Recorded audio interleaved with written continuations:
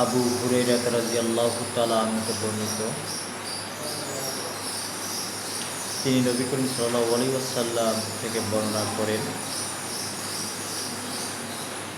আমার বান্দাগণের মধ্যে যারা ব্যভিচারে লিপ্ত হয় তখন তাদের থেকে ঈমান উঠে যায়।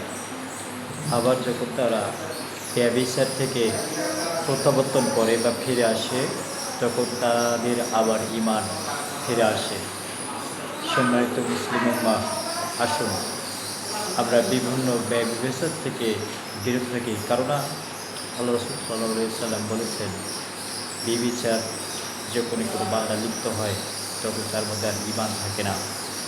আর যার মধ্যে ঈমান থাকে না তার মাধ্যমেই বিভিন্ন পাপাচার সংগঠিত হতে থাকে এবং বিভিন্ন ফিতনা ফাসাদ সৃষ্টি হতে থাকে, যা সমাজের জন্য, পরিবারের জন্য, রাষ্ট্রের জন্য অত্যন্ত একটি বিপর্যয় ডেকে আনে। সম্মানিত মুসলিম উম্মাহ, আমরা বিভিন্ন প্রকার এই বিচার থেকে, হেফাজত থেকে আল্লাহ রাব্বুল আলামিনের ওপর পূর্ণ আস্থাশীল হয়ে প্রকৃত ঈমানদার মুমিন মুসলিম হিসেবে আমরা আমাদের জীবন যাপনগুলো সরল সঠিক পথে পরিচালিত করে আল্লাহ রাব্বুল আলামিনের নৈকট্য হাসিল করি, তাহলে আমরা ইহকালীন শান্তি এবং পরকালীন মুক্তি পাবো ইনশাআল্লাহ।